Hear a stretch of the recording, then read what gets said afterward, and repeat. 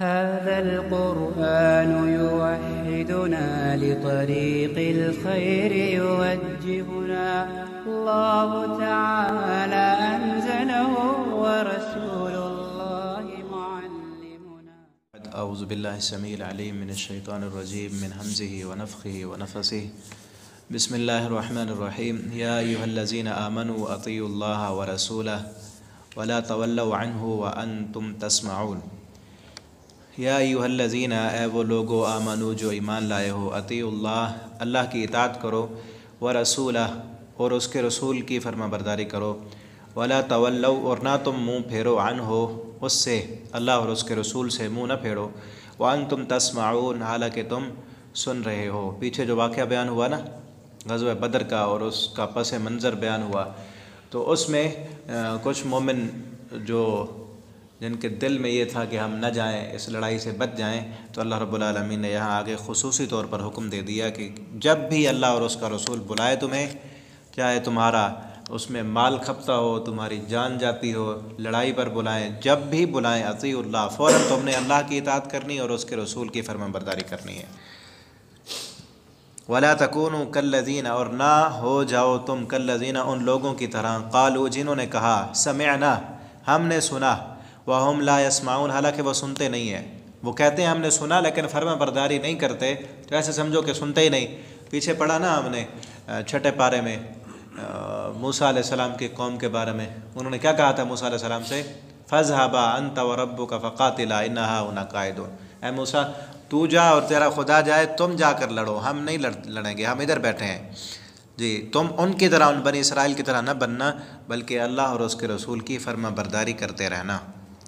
ان شر الدواب، بے شک بدترین جاندار، عند اللہ اللہ کے پاس، سمن وہ ہیں جو بہرے ہیں، البکمن گنگے ہیں، الذین وہ، لا یعقلون جو عقل ہی نہیں رکھتے۔ اللہ کے ہاں سب سے بدترین مخلوق وہ ہے جو سمن بکمن، یہ حقیقی معنوں میں گنگے بہرے نہیں، بلکہ جن کو بلاتے رہے نا، دین کی باتیں پڑھ کے سناتے رہے، وہ ایسے ہی ہوں جیسے سن ہی نہیں رہے۔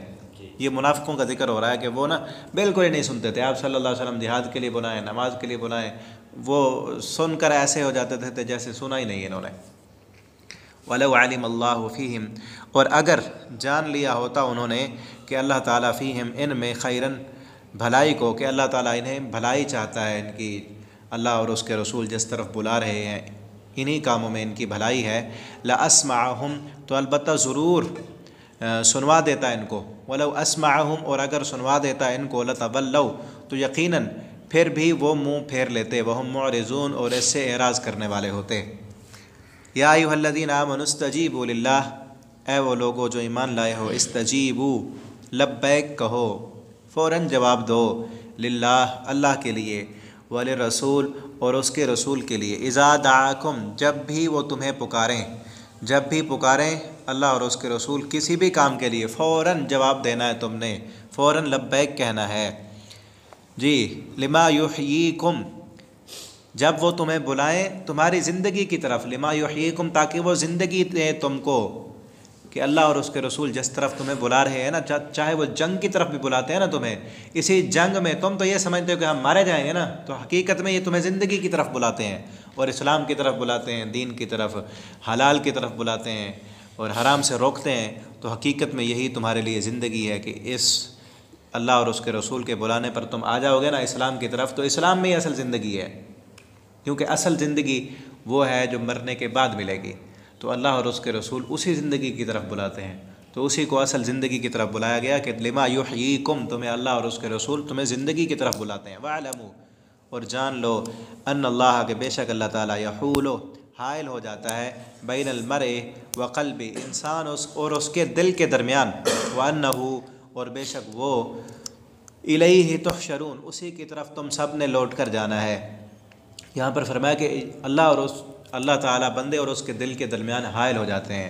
رسول اللہ صلی اللہ علیہ وسلم نے فرمایا کہ تمام بنی آدم کے دل نا اللہ تعالیٰ کی انگلیوں کے درمیان ہے، یقلبھا ما یشاء، اللہ تعالیٰ ان دلوں کو پھیرتے رہتے ہیں جیسے چاہتے ہیں۔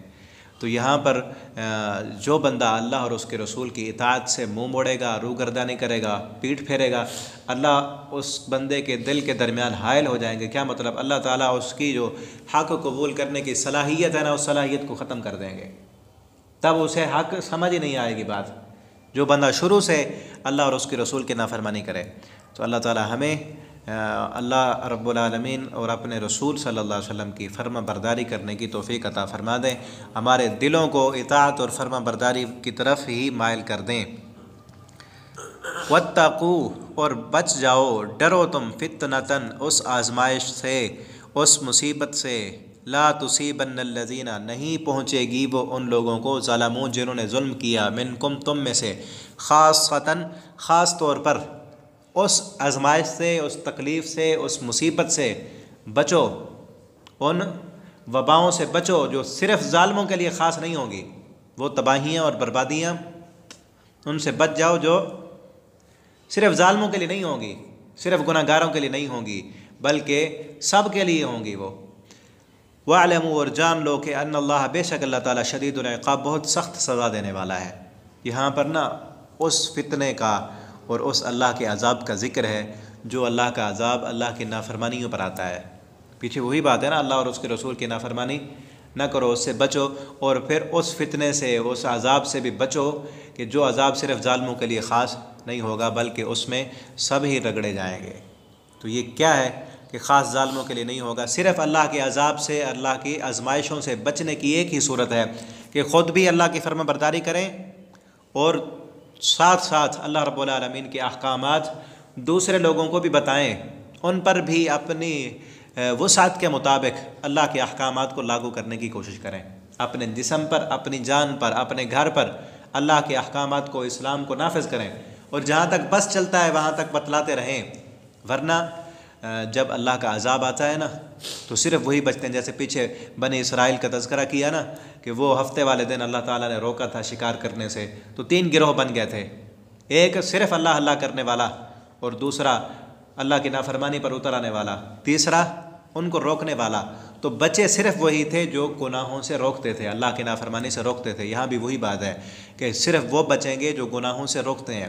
آپ صلی اللہ علیہ وسلم نے نا بخاری شریف کی حدیث ہے، مثال دی ایک بحری بیڑے کی، کہ سمندر میں بحری بیڑا کئی منزلیں ہوں اس کی، اس پر اوپر نیچے لوگ ہوں، اور سب سے نچلی منزل والے وہ اوپر جا کر، اوپر والی منزلوں سے گزر کر پھر سمندر سے جا کر پانی بھرتے ہوں، پھر نیچے آتے ہوں۔ اب اوپر والی منزل والے تنگ ہوتے ہوں، اب نیچے والے کہیں کہ ہم روز اوپر جانا پڑتا ہے، اوپر والے تنگ ہوتے ہیں، پانی نیچے ہمارے قریب ہے، ہم ایسے کرتے ہیں نیچے سے ایک پھٹا اکھاڑ لیتے ہیں، سوراخ کر کے پانی یہیں سے لے لیں گے۔ آپ صلی اللہ علیہ وسلم نے فرمایا اگر اوپر والی منزل والوں تک بھی اس کی خبر پہنچتی ہے کہ نچلی منزل والے نا وہ بیوقوف ہو گئے ہیں، نیچے سے سوراخ کر رہے ہیں پانی لینے کے لیے، اب اوپر والی منزل والے کیا کہتے ہیں؟ کرنے دو ان کو کرنے دو، ہمیں کیا ہے، ہماری منزل، ہمارے کمرے، ہم جہاں رہ رہے ہیں وہ تو بالکل ٹھیک ہے، ہمارا کھانا بھی محفوظ پڑا ہے ہمارے پاس، وہ جانے، ان کا کام جانے۔ تو آپ صلی اللہ علیہ وسلم نے فرمایا پھر کیا ہوگا؟ جب جہاز میں پانی آئے گا نا، وہ پہلی منزل میں بھی پھیل جائے گا، اوپر والی منزل والوں کو بھی نگل لے گا، سارا جہاز سمندر میں غرق ہو جائے گا۔ یہی مثال دی آپ صلی اللہ علیہ وسلم نے کہ جس معاشرے میں اللہ کی نافرمانی ہو رہی ہو، رب کی بغاوتیں سر عام کھلے عام ہوتی ہوں، اور اللہ کے عذابوں کو دعوت دی جا رہی ہو، حرام کھایا جا رہا ہو، زنا کیا جا رہا ہو، سود، رشوت، سب کچھ ہو رہا ہو، اور اس وقت کے نیک لوگ یہ کہیں کہ کرنے دو ہمیں کیا ہے؟ تو پھر جب اللہ کا عذاب آئے گا نا، وہی وَاعْلَمُوا أَنَّ اللَّهَ شَدِيدُ الْعِقَابِ، جان لو کہ اللہ کا عقاب بہت شدید ہے، بہت سخت ہے۔ پھر صرف انہی لوگوں پر وَاعْلَمُوا وَاتَّقُوا فِتْنَةً لَا تُصِيبَنَّ الَّذِينَ ظَلَمُوا مِنكُمْ خَاصَّةً، پھر عذاب صرف ظالموں کے لیے خاص نہیں ہوگا، سبھی جائیں گے۔ تو آج ہماری حالت بھی یہی ہے کہ ہم دیکھتے ہیں اللہ کی نافرمانیوں کو لیکن خاموش رہتے ہیں، ہم کہتے ہیں جی ہماری بے عزتی ہو جائے گی، ماننا تو ہے نہیں انہوں نے، ہم کہہ کر کیا کریں گے، ایسے اپنا ٹائم ضائع کرنا ہے ضروری؟ تو کہتے رہیں اگر اللہ کے عذاب سے بچنا ہے تو جہاں بھی اللہ کی نافرمانی کو دیکھیں، جس حد تک بس چلتا ہے، اخلاق کے ساتھ، پیار کے ساتھ، تمیز کے ساتھ ان کو بتائیں، سمجھائیں، مانے یا نہ مانے وہ ان کی مرضی ہے، ہمارا تو حق ادا ہو جائے گا نا۔ جس طرح انہوں نے بھی ایسے کہا تھا نا، جو بنی اسرائیل کے 3 گروہ تھے، ایک گروہ روکنے والا تھا، اور جو نیک تھے نا صرف اپنے آپ کو عبادت میں لگانے والے، وہ ان کو کہتے تھے تم اپنا ٹائم کیوں ضائع کرتے ہو؟ تو وہ کہتے تھے قالوا معذرۃ الی ربکم، ہم تو اپنے رب کے پاس اپنی معذرت پیش کرنے کے لیے کرتے ہیں کہ ہم کہیں گے اللہ ہم نے تو روکا تھا، تو ہمیں بھی اپنی معذرت پیش کرنی چاہیے۔ صرف اپنے آپ کو فرما بردار بنانا، ذکر اذکار میں لگے رہنا اور کسی دوسرے کی پرواہ نہ کرنا، یہ چیز اللہ کے عذاب سے نہیں بچائے گی۔ وَاذْكُرُوا إِذْ أَنْتُمْ قَلِيلٌ مُسْتَضْعَفُونَ، اور یاد کرو اس وقت کو جب تم قلیل تھے، تھوڑے تھے، مستضعفون کمزور سمجھے جاتے تھے، فی الارض زمین میں، تخافون تم ڈرتے تھے، ان یتخطفکم الناس کہ اچانک اچک لیں گے تم کو لوگ، فآواکم پھر اس نے جگہ دی تم کو، پناہ دی تم کو، وأیدکم اور مدد کی اس نے تمہاری، بنصری اپنی خاص مدد کے ساتھ، ورزقکم اور رزق دیا اس نے تم کو، من الطیبات پاکیزہ چیزوں سے، لعلکم تشکرون تاکہ تم اس کے شکر گزار بن جاؤ۔ یہ آیت تو تھی مکہ والوں کے بارے میں، مکہ سے جو لوگ مسلمان ہجرت کر کے گئے مدینہ میں، پہلے مکہ میں رہتے تھے تو کمزور تھے، زمین میں تھوڑے تھے اور کمزور سمجھے جاتے تھے، لوگ ان پر ظلم کرتے تھے، ہر وقت خوف رہتا تھا کوئی کافر ہم پر حملہ نہ کر دے۔ اللہ رب العالمین نے ہجرت کرا کے انہیں مدینہ میں ایک جا کر جگہ دی، پھر اپنی مدد دکھائی، بدر میں فتح دی۔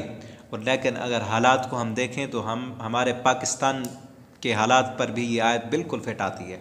قرآن کی یہ آیت ہمارے پاکستانیوں کے بارے میں بھی ہے کہ ایک وقت تھا کہ ہمارا ملک پاکستان نہیں تھا، ہندوستان میں ہم رہتے تھے، اور قلیل وَاذْكُرُوا اس وقت کو یاد کرو، اذ کنتم قلیل جب تمہاری قلت تھی، ہماری کثرت نہیں تھی، ہم قلیل تعداد میں تھے، تھوڑے تھے، اور پھر ہر وقت حکومت بھی کافروں کی، اور یہ خطرہ لگا رہتا تھا کہ کوئی کافر حملہ نہ کر دے۔ اللہ رب العالمین سے دعا کی ہم نے کہ اللہ ہمیں ایسی ریاست دے، ایسا ملک دے کہ جس میں جا کر ہم تیرے اسلام پر آزادی کے ساتھ عمل کر سکیں گے۔ اللہ رب العالمین نے دیا، ہم نے پھر کیا کیا؟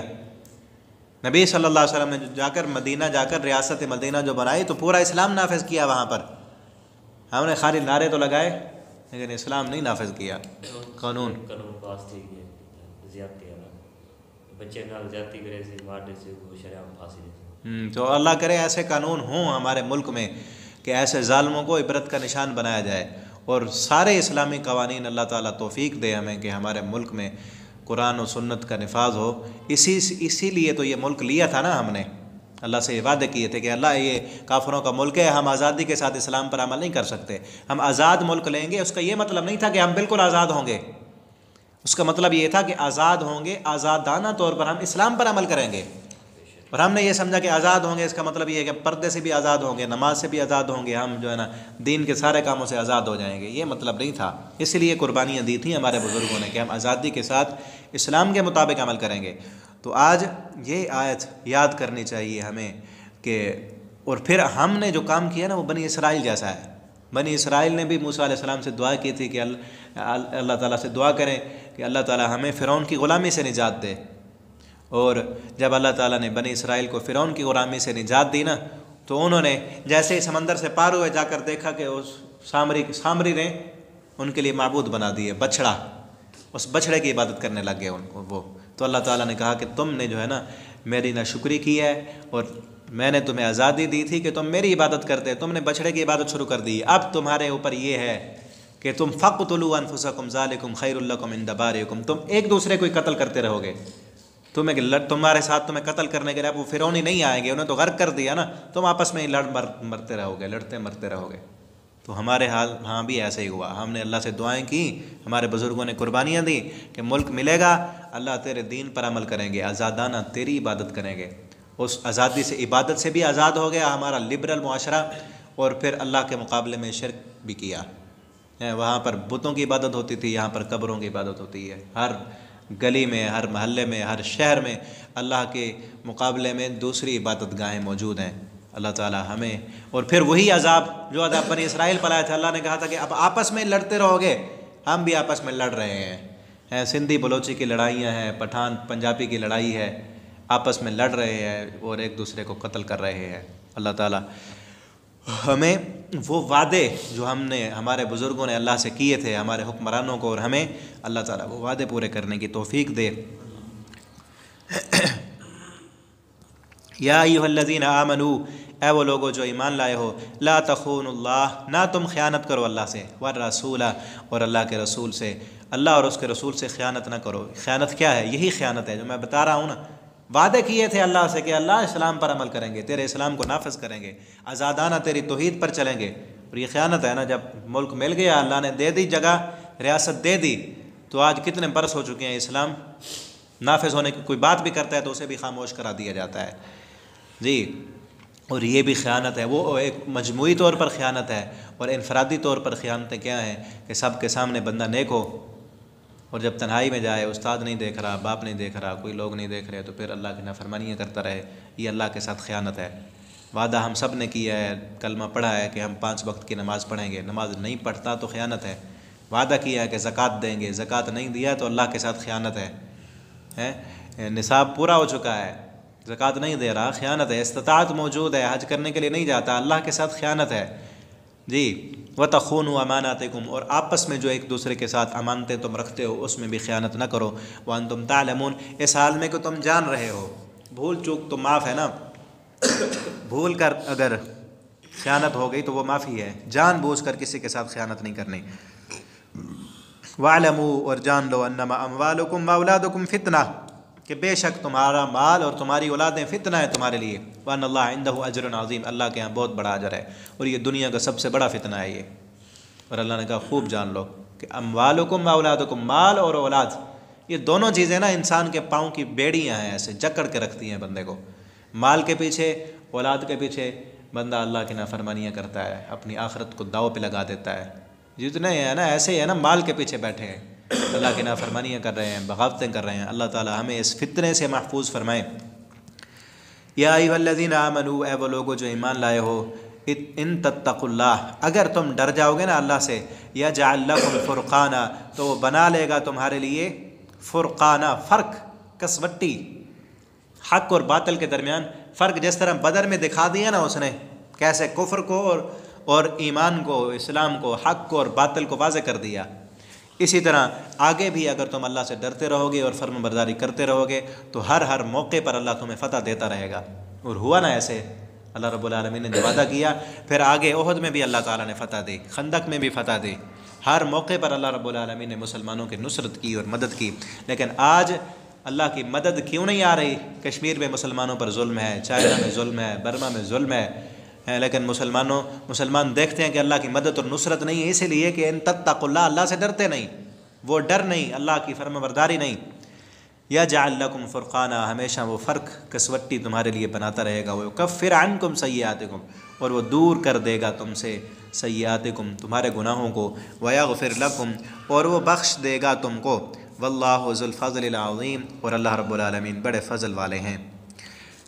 وَإِذْ يَمْكُرُ بِكَ الَّذِينَ كَفَرُوا، اور جب یمکر چالیں چل رہے تھے، بکا تیرے ساتھ، نبی صلی اللہ علیہ وسلم سے خطاب ہے، نبی جب وہ کافر آپ کے ساتھ چالیں چل رہے تھے، الذین، وہ لوگ، کفروا جنہوں نے کفر کیا، کیا چالیں چل رہے تھے؟ تدبیریں کر رہے تھے۔ یہ نا اس مجلس، ان کی اس مجلس کا ذکر ہے کہ انہوں نے ایک مجلس بلائی، سب نے، ابھی آپ صلی اللہ علیہ وسلم نے ہجرت نہیں کی تھی، سب لوگوں نے، سارے قبیلے والے اکٹھے ہوئے اور یہ مجلس کی کہ محمد صلی اللہ علیہ وسلم کی دعوت پھیلتی جا رہی ہے، اس کو کیسے روکیں؟ تو اس بات پر وہ متفق ہوئے، کسی نے کہا کہ قتل کر دیں، وہی آگے دیکھیں کہ لیثبتوک، تاکہ وہ قید کر لیں تجھ کو، او یقتلوک، یا قتل کر دیں آپ کو، او یخرجوک، یا آپ کو نکال دیں۔ کسی نے کہا کہ جو ہے نا قید کر کے رکھ دیتے ہیں، کسی نے کہا قتل کر دیتے ہیں، کسی نے کہا اس کو بستی سے نکال دیتے ہیں۔ تو اس بات پر وہ متفق ہوئے کہ ایسے نہیں کرتے، اگر بستی سے نکال دیں کہیں اور جا کر تبلیغ شروع کر دے گا، پھر جو ہے نا پورے لوگوں کو لے کر ہمارے اوپر حملہ آور نہ ہو جائے۔ اور کسی نے کہا کہ قتل کرتے ہیں، قید کر کے رکھ دیتے ہیں، انہوں نے کہا قید کریں گے تو پھر اس کے قبیلے والے آئیں گے چھڑا لیں گے، اور پھر کہنے لگے کہ قتل کرتے ہیں۔ اب انہوں نے کہا اگر قتل کر دیں تو ان کے جو قبیلے والے ہیں وہ ہم سے جو ہے نا بدلے میں قصاص مانگیں گے۔ پھر یہ تدبیر کی ان کو کہ ایسے کرتے ہیں، جتنے بھی قبیلے والے ہیں نا، ہر قبیلے کا ایک نوجوان نہ آئے، ہر قبیلے کا ایک بندہ ہو، اور پھر وہ سارے جا کر قتل کریں گے، تاکہ بدلے میں جب اتنے بندے ہوں گے نا تو پھر کس سے قصاص لیں گے؟ ہم سارے مل کر پھر دیت دے دیں گے، ہماری جان چھوٹ جائے گی۔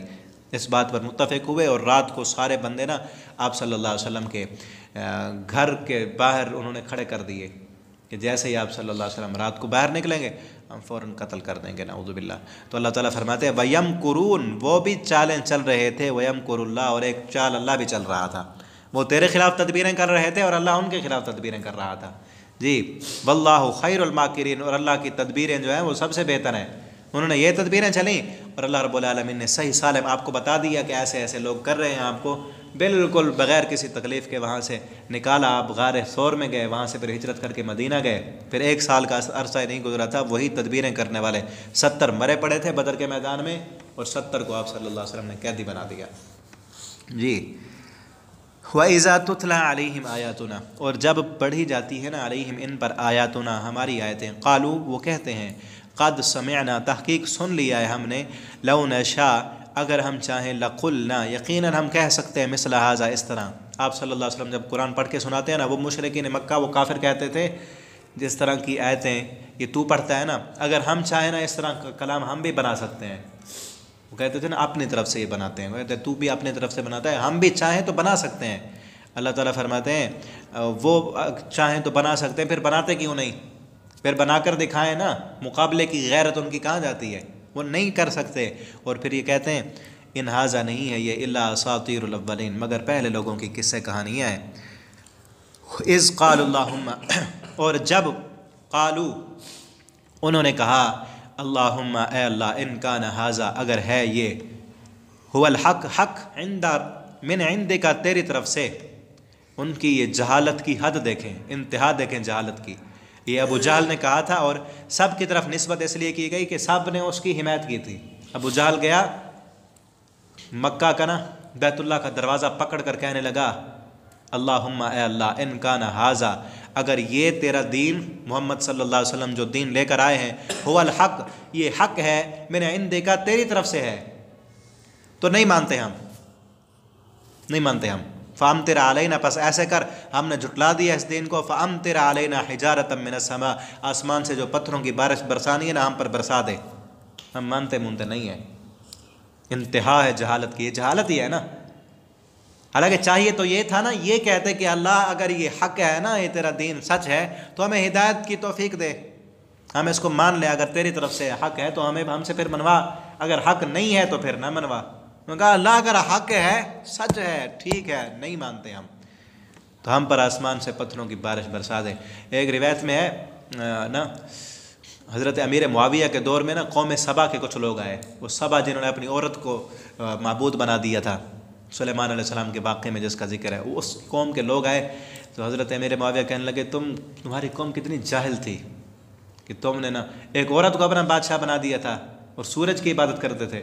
آگے اس نے کہا تمہاری قوم نا ہم سے بڑی جاہل تھی۔ انہوں نے کہا کیوں؟ تمہارے مکہ والے تھے نا، تمہاری قوم والے تو ہم سے بھی بڑے جاہل تھے، جنہوں نے کہا تھا اللہم ان کان ھذا هو الحق من عندک فامطر علینا حجارۃ من السماء، کہ اللہ یہ بات، یہ دین اگر حق ہے پھر بھی نہیں مانتے ہیں، ہم پر آسمان سے پتھروں کی بارش برسا دے۔ یہ اس سے بھی بڑی جہالت ہے، انتہا ہے جہالت کی۔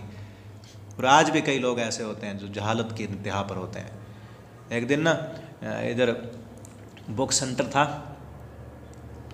12 ربیع الاول کے دن عشاء کی نماز کے بعد ہم اس بک سینٹر میں بیٹھے تھے، کوئی کام تھا تو باہر نا جلوس تھے، اس دن سارا دن جلوس تھے، اس وقت بھی جا رہے تھے۔ تو وہ جو بک سینٹر والا تھا اس نے بھی سبز پگڑی پہنی ہوئی تھی اور وہ بھی سارا دن انہیں جلوسوں میں رہا، تو اس سے نا بات ہوتی رہی، کافی دیر بات ہوئی میری اس سے۔ تو میں نے نا اسے کہا کہ یہی 12 ربیع الاول کا دن آج سے 1400 سال پہلے جب مدینہ میں تھا تو سارے صحابہ رو رہے تھے۔ مسجد نبوی، آپ صلی اللہ علیہ وسلم اس دن فوت ہوئے، مسجد نبوی آپ کے صحابہ کی سسکیوں سے گونج گئی۔ آپ کی اونٹنی کو اتنا غم ہوا کہ اس نے کھانا پینا چھوڑ دیا، ایسے مر گئی بیچاری۔ ایک صحابی کی آنکھیں رو رو کے اس کی آنکھیں ختم ہو گئیں۔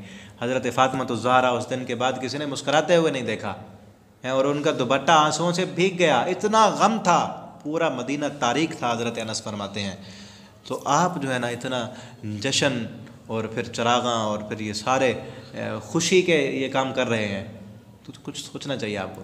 آگے نا وہ بندہ نا تھوڑی دیر ایسے خاموش ہو گیا، تھوڑی دیر کے بعد وہ کہتا ہے، اب جہالت کی انتہا میں آپ کو بتا رہا ہوں، وہ کہتا ہے کہ اگر نا یہ جو ہم نے جشن نکالا ہے، جلوس جو ہم نے نکالے ہیں، اگر آپ کہتے ہیں نا آپ کے بقول یہ غلط ہیں، قیامت کے دن ہم جب اللہ کے پاس گئے، اللہ تعالیٰ نے کہا کہ تم نے یہ کام کیے تھے، میرے پیغمبر نے نہیں کیے، تم نے یہ کیے ہیں، تو تم جاؤ جہنم میں، تو وہ کہتا ہے میں خوشی سے جہنم میں چھلانگ لگا دوں گا۔ اگر انہی کاموں کے کرنے کی وجہ سے، جشن نکالنے کی وجہ سے مجھے اللہ نے کہا کہ جہنم میں جاؤ تو میں خوشی سے جہنم میں چلا جاؤں گا۔ تو میں نے کہا کہ کلمہ کس لیے پڑھایا؟ ہم نے اسے جہنم سے بچنے کے لیے تو کلمہ پڑھایا ہے۔ اب یہ جہالت کی انتہا، وہ اس کو بھی یہی کہنا چاہیے تھا نا کہ اگر آپ جیسے کہہ رہے ہیں نا، اگر یہ ٹھیک نہیں ہے تو میں اللہ سے دعا کرتا ہوں اللہ تعالیٰ ہمیں وہ کام کرنے کی توفیق دے جو ٹھیک ہوں، جو ہمارے نبی صلی اللہ علیہ وسلم نے کیے ہیں، ہم بھی وہ کام کریں۔ نہیں، بلکہ آخر سے کہا کہ اگر اللہ نے کہا نا جہنم میں جاؤ تو میں خوشی سے جاؤں گا۔ اللہ تعالیٰ ہمیں ان جہالتوں سے بچائے۔ یہ جہالت کی انتہا ہے۔ اور اگلی آیت میں دیکھیں، یہاں پہ جہالت کی حدیں ختم ہو گئیں، اور اگلی آیت میں دیکھیں اللہ رب العالمین نے اپنی رحمت کی حد کر دی ہے۔ اللہ کی رحمت کی انتہا دیکھیں پھر اللہ تعالیٰ فرماتے ہیں وما کان اللہ لیعذبہم، اور نہیں ہے اللہ تعالیٰ عذاب دے دے ان کو۔ یہ تو ابو جہل آ کر کھڑا ہو کے بیت اللہ کا دروازہ پکڑ کے کہہ رہا ہے نا کہ اللہ اگر یہ حق ہے نا آسمان سے پتھروں کی بارش برسا دے۔ اور حدیث میں آتا ہے کہ جب ابو جہل نے نا یہ دعا کی نا اللہ سے کہ اللہ اگر یہ حق ہے نا تو ہم نہیں مانتے، تو آسمان سے پتھروں کی بارش برسا۔ اور پھر اس بات کو انہوں نے مشہور کیا تھا کہ دیکھو محمد صلی اللہ علیہ وسلم کا دین اگر سچا ہوتا تو عذاب نہ آ جاتا۔ آپ صلی اللہ علیہ وسلم نے بھی ساتھ حمایت کر دی کہ اللہ اب تو یہ خود مانگ رہا ہے۔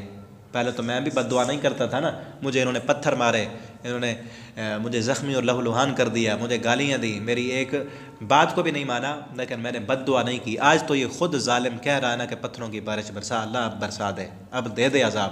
اگر اب نہ دیا نا تو لوگ کہیں گے ابو جہل سچا ہی ہے۔ آپ صلی اللہ علیہ وسلم نے بھی کہہ دیا۔ تو اللہ رب العالمین نے اپنے رحمت کی انتہا دکھائی، فرمایا وما کان اللہ لیعذبہم، نہیں ہے اللہ تعالیٰ کے عذاب دے دے ان کو، وانت فیہم، اور آپ بھی وہاں موجود ہوں۔ اے محمد صلی اللہ علیہ وسلم آپ بھی انہی میں رہتے ہوں، اسی بستی میں رہتے ہوں، اور پھر اسی بستی پر عذاب آ جائے، یہ ہماری رحمت اور ہمارے قانون کے خلاف ہے کہ جہاں آپ موجود ہوں اور پھر ہمارا عذاب بھی وہاں آ جائے، یہ کبھی نہیں ہو سکتا۔ یہ سارے کافر ہو جائیں، مجھے گالیاں دیں، جو مرضی کریں، جب تک آپ موجود ہیں نا، آپ کے ساتھ ہماری محبت اتنی زیادہ ہے کہ آپ کی وجہ سے ساری کائنات بھی اگر دشمن بن جائے، آپ کی ہماری مخالف بن جائے، ہم پھر بھی عذاب نہیں بھیجیں گے۔ یہ اس وجہ سے نہیں آ رہا عذاب کہ آپ یہاں موجود ہیں۔ اور پھر آج آپ صلی اللہ علیہ وسلم اس دنیا میں نہیں ہیں، نافرمانیاں تو پھر بھی ہوتی ہیں، اللہ کی نافرمانیاں پھر بھی ہوتی ہیں۔ آگے بھی فرما دیا وما کان اللہ معذبہم، اور نہیں ہے اللہ تعالیٰ کے عذاب دے ان کو، وہم، اس حال میں کہ وہ یستغفرون، استغفار کرتے رہے۔ جب تک یہ بخشش مانگتے رہیں گے نا، ان میں معافیاں مانگنے والے جب تک موجود ہوں گے اس وقت تک عذاب نہیں آئے گا۔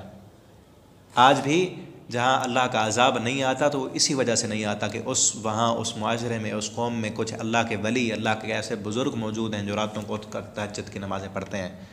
آج بھی دیکھیں نا کہ رات اس وقت، رمضان کی راتوں میں بھی تہجد کے وقت تک فلمیں اور گانے ہوتی ہیں، عیاشی کی مجلسیں قائم رہتی ہیں، فحاشی کے اڈے کھلے ہوتے ہیں رمضان کی تاک راتوں میں بھی، اور اللہ کی بغاوتیں ہوتی ہیں، فلمیں، گانے، ڈرامے، شراب، زنا، سب کچھ ہو رہا ہے، لیکن عذاب کیوں نہیں آتا؟ کیونکہ وہاں پر کچھ اللہ کے ایسے بندے موجود ہوتے ہیں، کچھ ایسے چھوٹے چھوٹے معصوم بچے اس وقت تہجد کے وقت اٹھ کر قرآن بھی پڑھ رہے ہوتے ہیں، کچھ اللہ کے سفید داڑھیوں والے بزرگ معافیاں بھی مانگ رہے ہوتے ہیں۔ اس وجہ سے اللہ کی رحمت ہے، اللہ کی رحمت اللہ کے غصے پر غالب ہے، اس وجہ سے عذاب نہیں آتا۔ جی، تو اللہ تعالی ہمیں اپنی رحمت میں ڈھانپ کر رکھیں اور اپنے عذابوں سے محفوظ فرمائیں۔ وما لهم الا يعذبهم اللہ، اور کیا ہے ان کے لیے کہ اللہ يعذبهم اللہ، اللہ عذاب نہیں دے گا ان کو، اور یہ مانگ رہے ہیں۔ یہ ایسے نہ سمجھیں آپ کہ دنیا میں عذاب نہیں آ رہا تو عذاب نہیں آئے گا، عذاب آئے گا جب وقت آئے گا۔ اللہ يعذبهم اللہ، کیوں نہیں عذاب دے گا ان کو اللہ تعالیٰ؟ وهم يصدون، حالانکہ وہ روکتے ہیں عن المسجد الحرام، مسجد حرام سے۔ یہ آپ کو بیت اللہ میں، مسجد حرام میں نمازیں نہیں پڑھنے دیتے اور اللہ کی عبادت نہیں کرنے دیتے، دوسروں کو بھی روکتے ہیں، ان پر کیوں اللہ کا عذاب نہیں آئے گا؟ وما كانوا اولیاء، اور نہیں ہے وہ اس کے اولیاء، وہ اس کے متولی نہیں ہے، بیت اللہ کے متولی یہ نہیں ہے، پھر بھی یہ بیت اللہ میں جانے سے تمہیں روکتے ہیں۔ ان اولیاءہ الا المتقون، نہیں ہے اس بیت اللہ کے متولی الا المتقون مگر تقوی والے لوگ، ولکن اکثرهم لا يعلمون، لیکن اکثر لوگ نہیں جانتے۔ وما كان صلاتهم عند البيت الا مكاء وتصديا، اور نہ تھی ان کی نماز عند البيت، اس بیت اللہ میں، اس گھر میں، الا مكاء مگر سیٹیاں بجانا، وتصديا اور تالیاں بجانا، وہاں جا کر تالیاں بجاتے، سیٹیاں مارتے، یہ وہ کہتے تھے ہم یہ عبادت کرتے ہیں، اور پھر بدبختی جہالت کی انتہا، کپڑے اتار کر ننگے ہو کر بیت اللہ کا طواف کرتے تھے، اور پوچھنے والے پوچھتے تو کہتے انہی کپڑوں میں ہم گناہ کرتے ہیں، پھر انہی کپڑوں میں ہم بیت اللہ میں جائیں۔ لہٰذا وہ اپنے آپ کو طہارت کی انتہا پر سمجھتے تھے کہ جن کپڑوں میں گناہ کرتے ہیں انہی کپڑوں میں نہیں جاتے، کپڑے اتار کر جاتے ہیں۔ آج بھی کوئی جاہل ہوتے ہیں ایسے جو کپڑے اتار دیں، ہم کہتے ہیں یہ پہنچی ہوئی سرکار ہے، نہاتے نہیں ہیں وہ، ایسے عامل جادوگر، اور پھر جاہل عوام ان کے پیچھے ہوتی ہے کہ یہ جو تو پیر صاحب ہیں، یہ تو پہنچی ہوئی سرکار ہے۔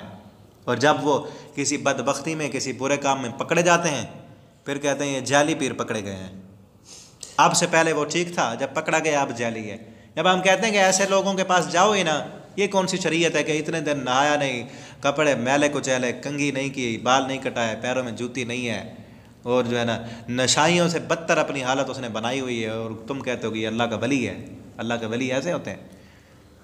اور آج بھی وہ بھی ایسے کرتے تھے، کپڑے اتار کر طواف کرتے تھے، وہاں جا کے سیٹیاں مارتے، تالیاں بجاتے اور کہتے یہی نماز ہے۔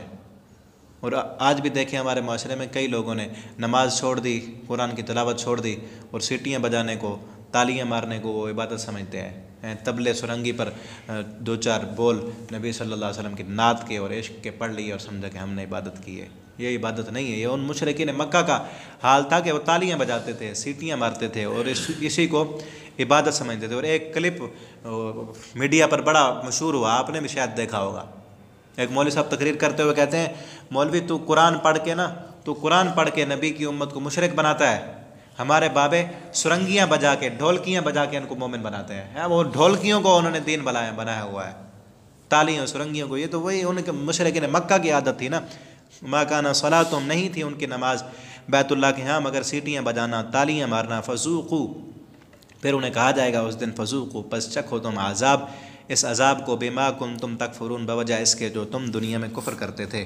ان الذین کفروا، بے شک وہ لوگ جنہوں نے کفر کیا، ينفقون اموالہم، وہ خرچ کرتے ہیں اپنے مال کو، لیصدوا، تاکہ وہ روکیں عن سبیل اللہ، اللہ کے راستے سے، اپنا مال اس لیے لوگوں پر خرچ کرتے ہیں کہ ان کو دین سے روک سکیں۔ فَسَيُنْفِقُونَهَا، پس ان قریب وہ خرچ کریں گے، ثم تکون علیہم حسرہ، پھر ہوگی ان کے لیے حسرت، یہی مال خرچ کرنا ان کے لیے حسرت بن جائے گا کہ کاش ہم یہ کام نہ کرتے۔ ثم یغلبون، پھر وہ مغلوب کر دیے جائیں گے۔ یہ نا وہ بدر کے بعد، میدان بدر کے بعد وہ جا کر بڑا پیسہ اکٹھا کر رہے تھے اور مال و دولت، ہتھیار اکٹھے کر رہے تھے کہ اب ہم جو ہے نا مسلمانوں پر جا کر ان کو ہرا دیں گے اور غالب ہو جائیں گے۔ اللہ تعالیٰ فرماتے ہیں ان قریب ان کو حسرت ہوگی۔ پھر حسرت ہوئی جب احد میں، پھر ان کے ہاتھ کچھ نہ آیا، پھر بھی ہار گئے۔ آگے فرمایا والذین کفروا، اور وہ لوگ جنہوں نے کفر کیا، الی جہنم یحشرون، ہم ان سب کو جہنم میں اکٹھا کر دیں گے۔ لیمیز اللہ الخبیث من الطیب، تاکہ اللہ تعالیٰ علیحدہ کر دے، الگ کر دے خبیث کو، ناپاک لوگوں کو، من الطیب، پاک لوگوں سے، ویجعل الخبیث، اور بنا دے خبیث لوگوں کو، ناپاک لوگوں کو، بعضہ علی بعض، بعض کو بعض کے ساتھ، کہ ان مکہ میں جب ابھی مومن رہ رہے تھے کہ ان کو ہم نکال لیں گے اور جو کافر ہیں ان کو کافروں کے ساتھ اکٹھا کر دیں گے، خبیثوں کو خبیثوں کے ساتھ ملا کر پھر جہنم میں اکٹھا کر دیں گے۔ فَيَرْكُمَهُ جَمِيعًا، پھر جمع کر دیں گے ہم ان کو اکٹھا، فَيَجْعَلَهُ فِي جہنم، پھر ڈال دیں گے ہم ان کو جہنم میں، أُولَٰئِكَ هُمُ الْخَاسِرُونَ، یہی لوگ سب سے نقصان اٹھانے والے ہیں۔ قُلْ لِلَّذِينَ كَفَرُوا، آپ کہہ دیجئے ان لوگوں سے جنہوں نے کفر کیا، إِن يَنْتَهُوا، اگر وہ باز آ جائیں، يُغْفَرْ لَهُمْ، اللہ رب العالمین معاف کر دیں گے ان کو، اگر یہ اپنے کفر سے باز آ جائیں تو اللہ تعالیٰ ان کے سابقہ گناہوں کو معاف کر دیں گے۔ یغفر لہم ما قد سلف، جو پہلے گناہ گزر چکے ہیں وہ معاف کر دیں گے۔ وَإِن يَعُودُوا، اگر وہ پلٹیں گے، فقد مضت سنت الاولین، تو پھر ہمارا طریقہ گزر چکا ہے پہلے، کہ اگر اپنے کفر سے باز آ جائیں، اسلام لائیں، تو پہلے جو میدان بدر میں انہوں نے مسلمانوں کو جو نقصان پہنچایا ہے، یا آج تک مسلمانوں پر جو ظلم کرتے رہے، وہ سب کا سب ہم معاف کر دیں گے ان کو۔ حضرت عمر بن عاص رضی اللہ تعالیٰ عنہ اسلام لانے سے پہلے مسلمانوں کے بہت بڑے دشمن تھے، بڑے خلاف تھے۔ جب اسلام لانے کے لیے آئے نا، بیعت کرنے کے لیے ہاتھ نکالا، آپ صلی اللہ علیہ وسلم سے کہنے لگے، ہاتھ نکالا تو پھر پیچھے کر لیا۔ آپ نے پوچھا کیا ہو گیا ہے؟ کہتا ہے میری ایک شرط ہے، ایسے میں اسلام قبول نہیں کرتا۔ آپ نے فرمایا کیا شرط ہے؟ کہنے لگا تب میں اسلام قبول کروں گا اگر اسلام مجھے معافی دے دے، میرے پہلے گناہوں کو معاف کر دے، بڑے گناہ کیے میں نے۔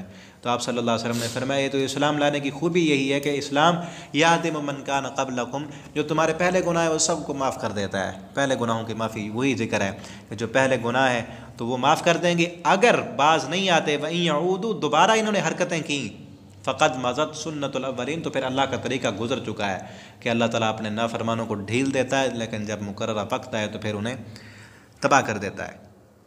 وقاتلوہم، آپ ان سے جنگ کریں، لڑائی کریں، حتی لا تکون فتنہ، یہاں تک کہ زمین پر کوئی فتنہ باقی نہ رہے، ویکون الدین کلہ للہ، اور سارے کا سارا دین اللہ کے لیے ہو جائے۔ اس فتنے سے مراد فتنہ یہ ہے کہ اسلام کی رکاوٹ میں جو فتنے ڈال رہے ہیں نا، وہ مسلمانوں پر ظلم کرتے ہیں، اسلام پر ظلم کرتے ہیں، اسلام کی تبلیغ نہیں کرنے دیتے، اس وقت تک ان کے ساتھ لڑتے رہیں کہ اسلام غالب آ جائے، حکمرانی اور غلبہ اسلام کا ہو، حکومت مسلمانوں کی ہو، کافر اور مشرک رہیں تو مغلوب ہو کر رہیں، ٹیکس دے کر رہیں اور ذلیل بن کر رہیں۔